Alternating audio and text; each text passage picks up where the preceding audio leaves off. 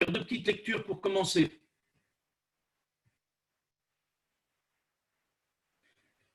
Jonas, chapitre 3, à partir du verset 4, il est écrit « Jonas fit d'abord dans la ville une journée de marche. Il criait et disait « Encore 40 jours, et Ninive est détruite. » Les gens de Ninive crurent à Dieu.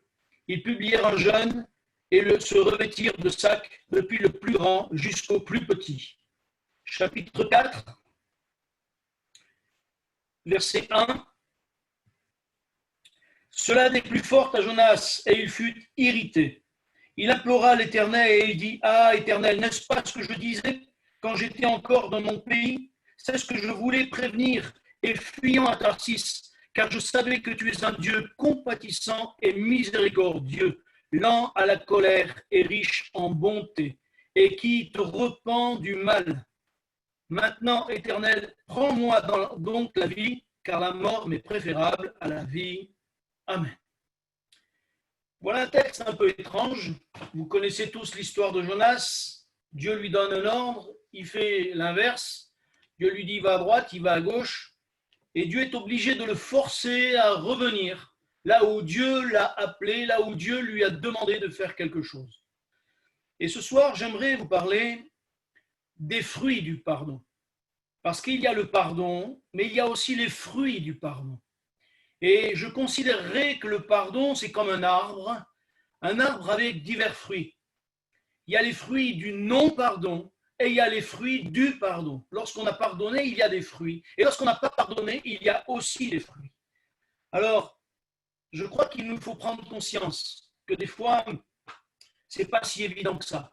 On a beau dire entre nous, lorsqu'on parle, mais oui, il nous faut pardonner, mais on n'oublie pas. Pourtant, Dieu dit que lui, quand il pardonne, il jette derrière son dos et il oublie. Et Jésus dit, soyez donc parfaits comme votre Père Céleste est parfait. Alors, quand j'entends cette parole de Jésus, moi, je suis interpellé parce que je sais quelle est ma faiblesse et quelle est notre faiblesse. Nous sommes tous les mêmes dans ce domaine-là. Et nous avons vraiment besoin de la grâce de Dieu. Et ce soir, j'aimerais vous dire, au-delà de nos cœurs qui sont bien souvent encombrés parce que dans nos cœurs, il y a de vieilles émotions qui sont accumulées, des vieilles rancunes qui sont là, les unes sur les autres, au travers des déceptions des uns des autres, au travers du mal qu'on nous a fait, que ce soit au travail, que ce soit dans la vie, dans nos familles, que ce soit peut-être même dans l'église. Peu importe, mais tout ça, c'est comme des émotions qui sont cumulées dans notre cœur et qui, en fait, viennent tarir notre cœur, nous faire du mal, nous rendre, et nous verrons les fruits que cela peut porter. Il y a aussi, de la même manière qu'il y a de vieilles émotions, il y a des sentiments qui viennent là pour étouffer même nos bonnes intentions, parce que c'est bien là pour nous faire du mal plus que du bien. Et je crois que là, nous avons cette possibilité de pouvoir changer, de pouvoir être différent. Dans un arbre, lorsqu'on est sous un arbre fruitier, on ne va pas chercher les pommes pourries ou les cerises pourries, on prend ce qui est le meilleur. Et moi, ce soir, j'aimerais vous montrer ce qui est le pire et ce qui est le meilleur, afin que vous puissiez vous saisir de ce qui est le meilleur. Parce que de la même manière qu'on va cueillir un fruit, là, on peut cueillir aussi, pas par nos propres forces, mais par la grâce de Dieu. Parce que le désir de Dieu, nous l'avons lu, et Jonas va le dire à Dieu, je ne voulais pas venir parce que je sais que tu es un Dieu compatissant, un Dieu qui pardonne, un Dieu qui veut faire du bien, un Dieu qui aime sa créature, ce que nous sommes des créatures de Dieu, et il nous aime, quels que soient nos caractères, quelles que soient nos vies passées, il nous aime comme nous sommes, il nous prend, et son désir c'est de nous changer et de nous transformer. J'aimerais vous dire ce soir, même si vous êtes dans votre maison, même si vous êtes au téléphone, même vous dans le bus, le Seigneur est là tout près de vous. Même vous dans votre jardin, le Seigneur est là tout près de vous. Et son désir, c'est que vous puissiez dire, Seigneur, touche-moi. Seigneur, viens toucher mon cœur, viens toucher ma vie, afin que ma vie prenne un nouvel essor. Comme disait tout à l'heure Miko dans sa prière, Seigneur, aide-nous à grandir, à progresser avec toi. Oui, que nous puissions grandir comme le Seigneur voudrait nous faire grandir.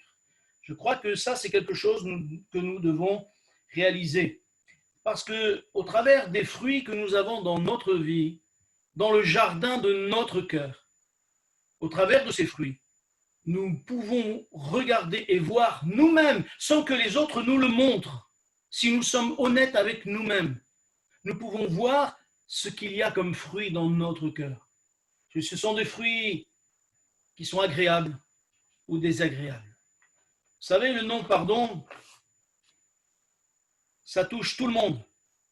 Parce qu'à un moment donné, dans la vie, tout le monde est touché par une raison, par une autre, une blessure. Et des fois, c'est des blessures qui traînent.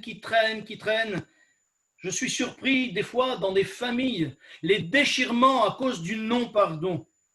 Dans les foyers, entre le mari et la femme, entre la femme et le mari, il y a des déchirures à cause du non-pardon. Que ce soit des fois avec les enfants. On ne voudrait pas leur en vouloir, mais ils nous ont fait du mal. Ils ne nous ont pas estimés comme ils auraient dû, et ça nous fait du mal. Et j'aimerais vous dire que quelles que soient les raisons ce soir que tu as dans ton cœur, mon ami, que tu as dans ton cœur, ma sœur, mon frère, quelles que soient ces raisons de non-pardon, j'aimerais t'amener à réfléchir, afin que tu sois honnête avec toi-même et que tu puisses dire, il faut que j'arrête ça. Il faut que je puisse grandir. Il faut que je puisse vivre différemment. Parce que, comme on va le voir, il y a toute une liste de mots qui rappellent ce que nous sommes. Parce qu'à cause du non-pardon, même des fois, dans nos actes, les choses sont visibles. Et on voit dans les actes de Jonas, il ne voulait pas pardonner à ce peuple de Ninive. C'était des Assyriens. Il ne voulait pas leur pardonner parce que c'était comme des ennemis. Et il savait que Dieu voulait pardonner. Alors lui, il s'en va dans l'autre côté. Mais Dieu le ramène parce qu'il veut que ce peuple soit pardonné. Et on se rend compte que Dieu a toujours de bons sentiments avec nous. Pourtant, vous savez, la Bible nous dit que devant Dieu, nous sommes tous, nous les hommes, des pécheurs. Et parce que nous sommes des pécheurs, alors Dieu aurait raison de nous en vouloir. Il a tout fait pour que nous soyons heureux et nous faisons tout pour nous détourner de lui, pour l'accuser de nos maux. Et pourtant, lui, il veut notre bien. Lui, il veut notre bonheur. Lui, ce qu'il veut, c'est que nos vies réussissent. C'est que nos vies soient en paix. Mais des fois, à cause du non-pardon, eh bien, le manque de paix est là. Parce que ça, c'est un fruit aussi. Un fruit du non-pardon. Le manque de paix. Le manque de paix est là et dans notre cœur, nous sommes agités, tourmentés.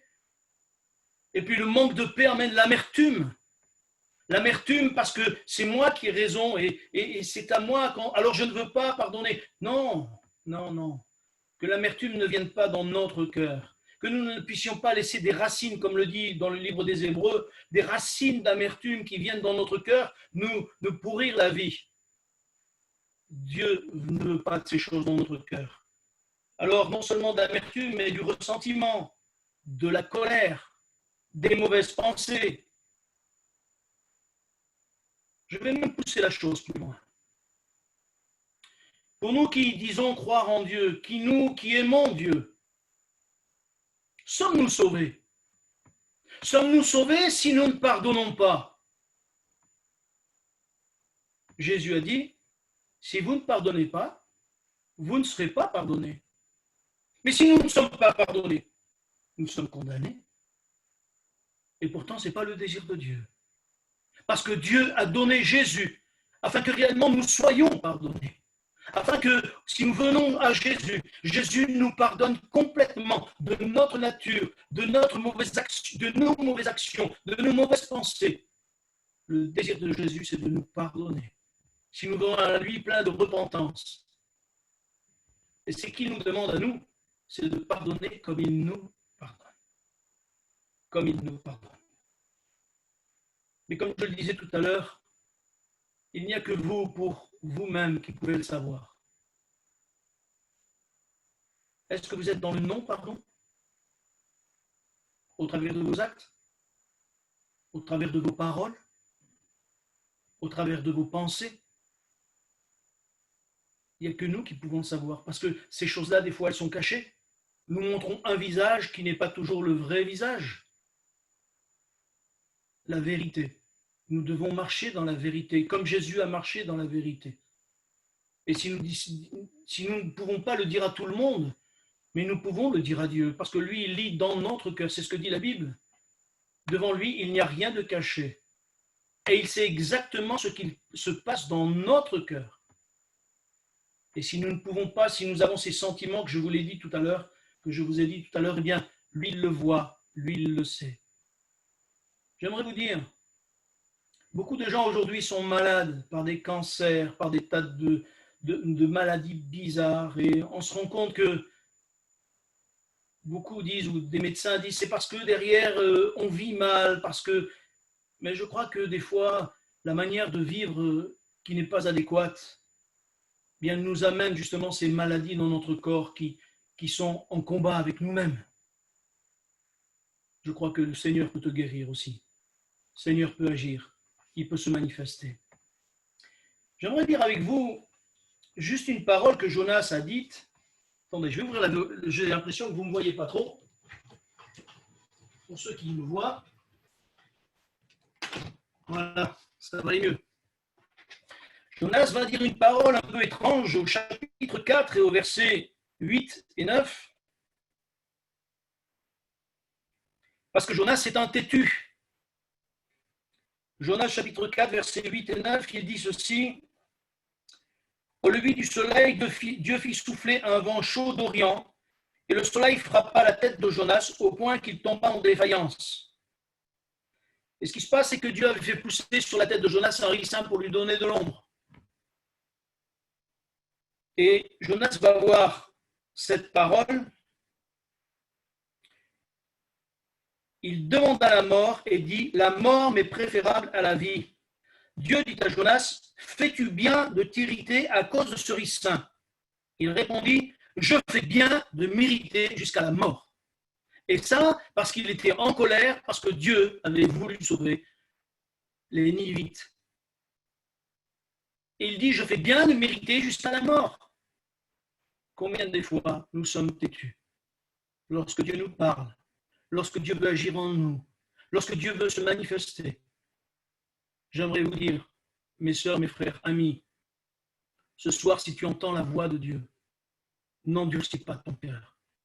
Ce soir, si tu entends que Dieu te parle, que tu te sens interpellé par ces quelques paroles, n'endurcis pas ton cœur, mais demande à Dieu, aide-moi à changer mon cœur, aide-moi à ce que je te laisse rentrer, aide-moi à ce que tu fasses ce travail en moi, afin que je vive différemment.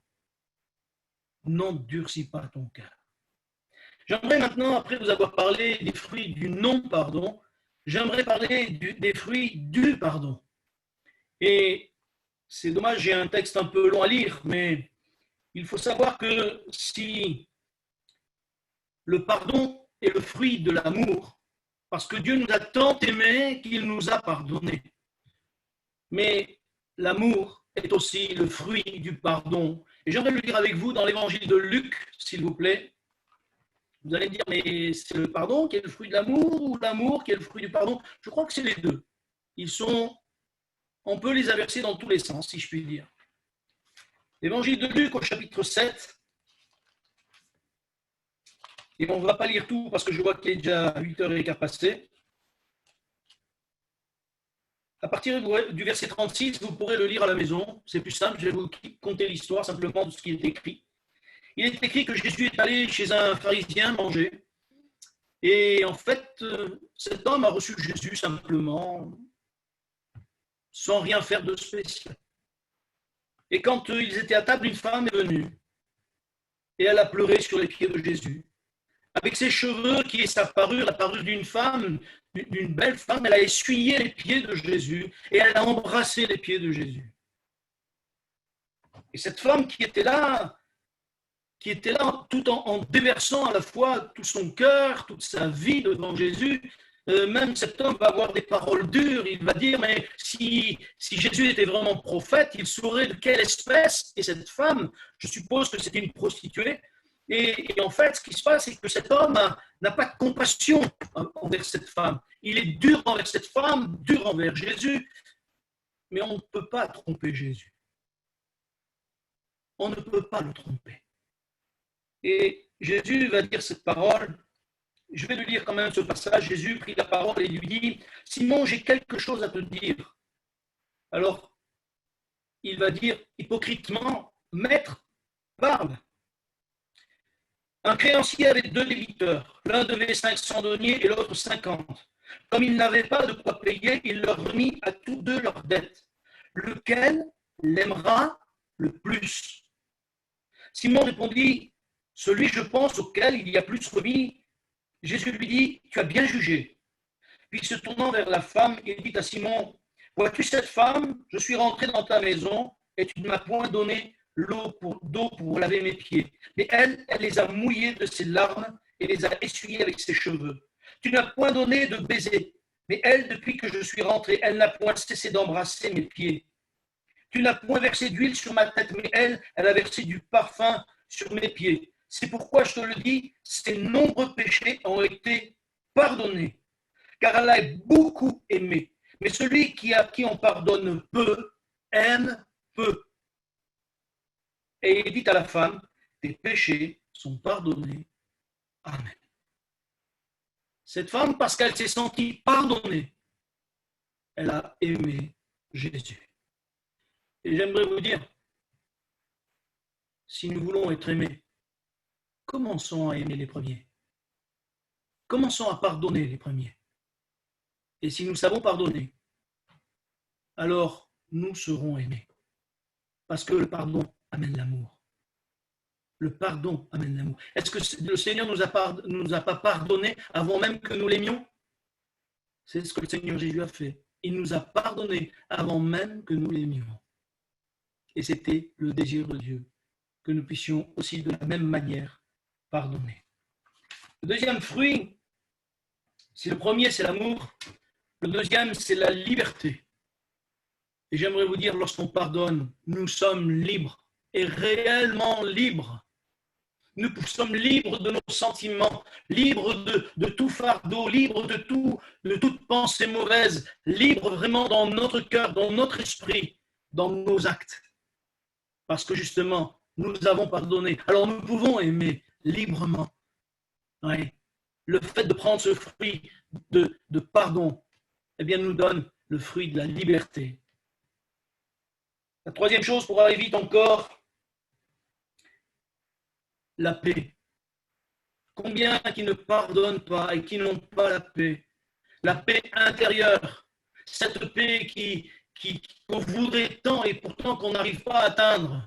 Parce que justement, cette paix, nous en avons tous besoin, nous courons tous après la paix d'une manière ou d'une autre. Mais vraiment, c'est quelque chose que nous n'atteignons pas. Eh bien, apprenons à pardonner. Et le fruit de la paix, c'est Dieu qui nous le donnera. Parce que nous ne pouvons pas le saisir nous-mêmes. Nous ne pouvons pas le prendre nous-mêmes. Mais Dieu va nous le donner. Parce que nous obéirons à ce qu'il nous demande. Seigneur Jésus a dit, pardonnez comme je vous ai pardonné.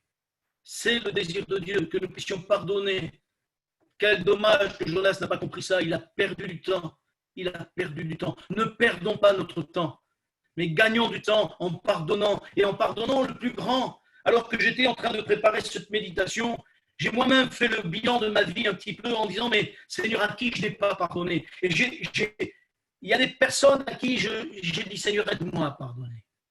Nous avons besoin, mes frères et sœurs, si nous voulons vivre notre liberté dans la foi, si nous voulons que le Saint-Esprit soit libre dans nos vies, si nous voulons que le Seigneur nous parle, qu'il n'y ait aucun obstacle qui vienne empêcher Dieu de nous parler, empêcher Dieu de parler à notre cœur, à nos pensées. Parce que ça, le non-pardon peut être un obstacle à ce que Dieu vienne, à ce que Dieu agisse, à ce que Dieu se manifeste. Oui. Lorsque nous avons la paix, nous avons la paix avec Dieu. Alors Dieu se manifeste. L'humilité. L'humilité, vous allez me dire, mais est-ce que c'est vraiment un signe du vrai pardon? Mais oui. Parce que quand on est conscient de là où Dieu nous en a sortis, Cette femme qui a essuyé les pieds de Jésus, vous ne croyez pas qu'elle était consciente de ce qu'elle était, le pardon que Jésus lui a donné, alors que cet homme qui était religieux, lui, le pardon, oui, bon, peut-être bien que oui, peut-être bien que non. Mais cette femme, elle était consciente d'où elle venait et ce pardon qu'elle avait reçu. Et vous savez, quand on vient de loin, on reste humble, parce qu'on réalise qu'on est faible. On est faible. Moi, je ne connais pas d'hommes sur la terre qui sont forts. Il suffit d'un petit virus, de rien du tout. Vous avez vu, le coronavirus, il y en a combien qui sont partis? Même les plus forts. Même de ceux qui ont dit non, ceux 40 ans, ils ne risquent rien. Ah ben, non, c'est pas vrai. C'est pas vrai. Personne n'est à l'abri. Nous ne sommes que des créatures faibles. Et ça, il nous faut le reconnaître. Et d'autant plus, acceptons de pardonner les autres. Et si vraiment nous pardonnons, alors déjà ces fruits, nous les aurons.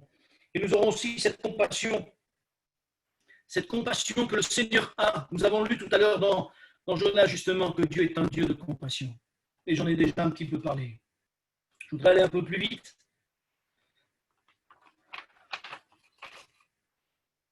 Quelque part, vous voyez, de pardonner et de vouloir saisir, c'est un acte de foi. Parce que je sais que c'est difficile pour moi. Peut-être pas pour vous, je ne sais pas. Peut-être pas pour vous, mais pour moi, c'est difficile aussi. Mais je veux faire cet acte de foi en disant, Seigneur, je veux pardonner.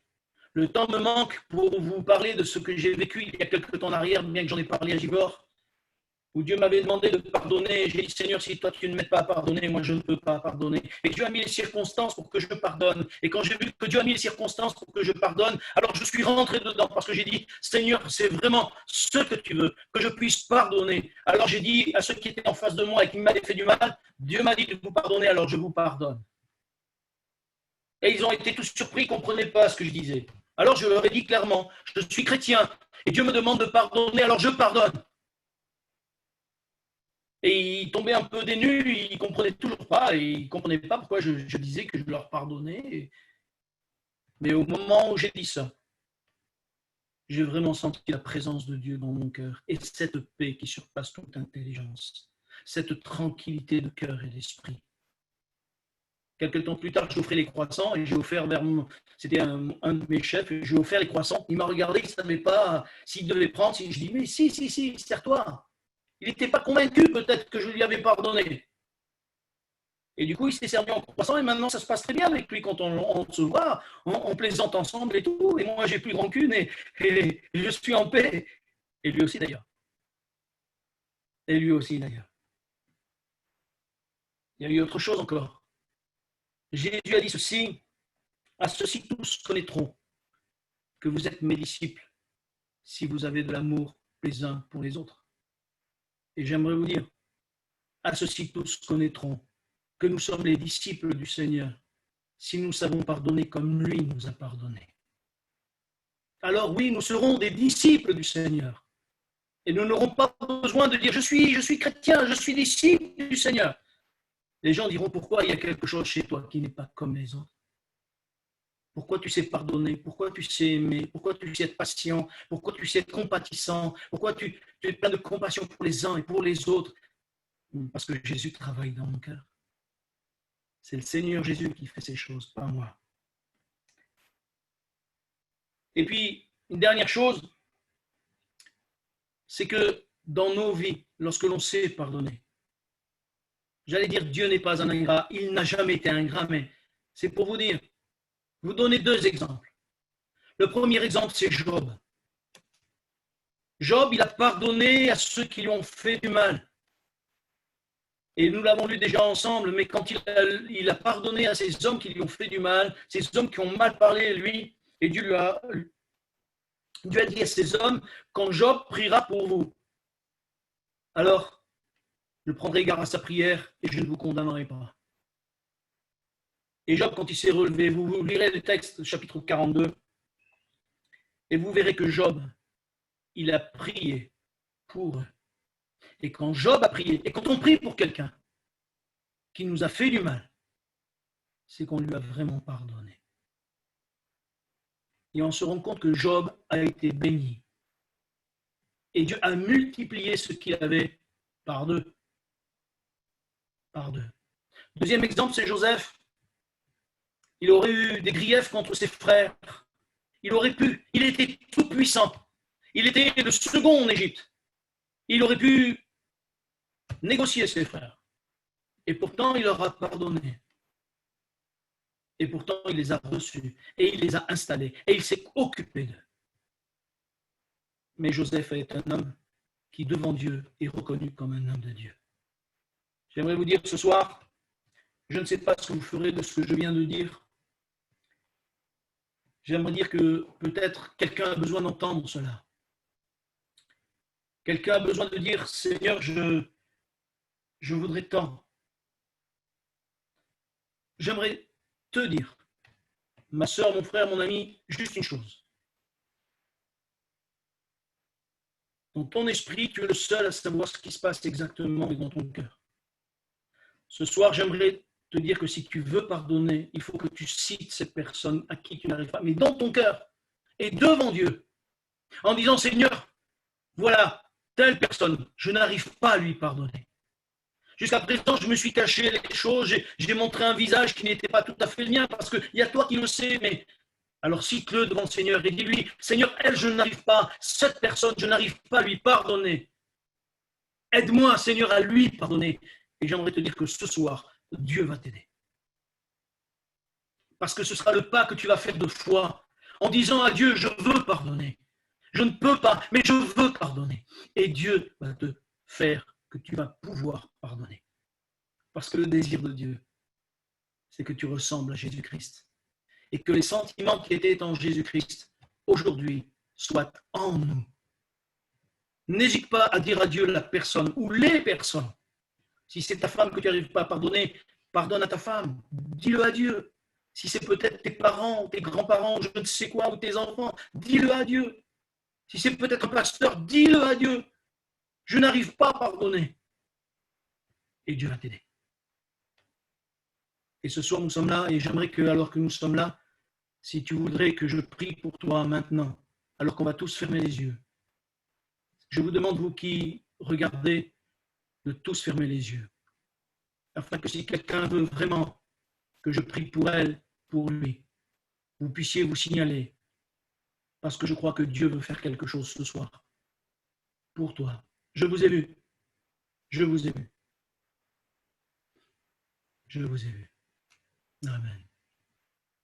Oui, je t'ai vu aussi. Oui, je vous ai vu.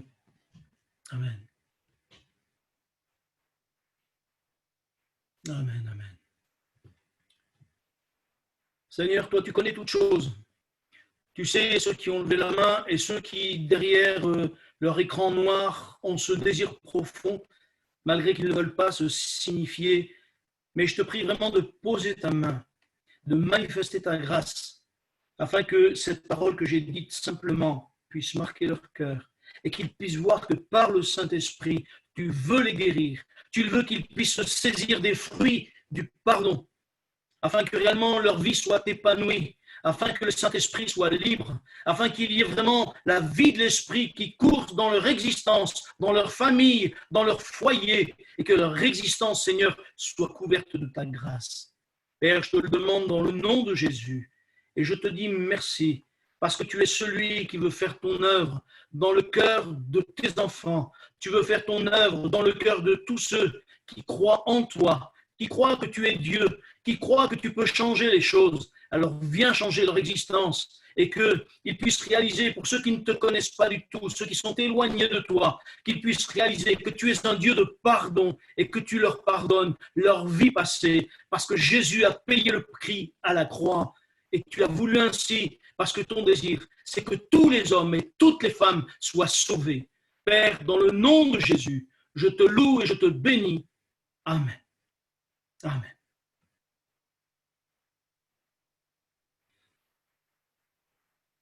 Gloire à Dieu.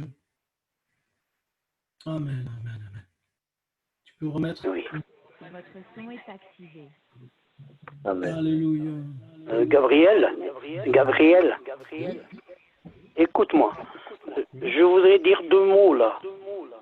Oui, vas-y. C'est possible? Oui, avons compris. Oui, vas-y, dis. Je peux, Gabriel? Oui, je t'entends. Tu m'entends? Bon, je voulais dire à toute l'Église, quoi, Ouais. que je remercie le Très-Haut, le Dieu Tout-Puissant, au nom de son Fils Jésus,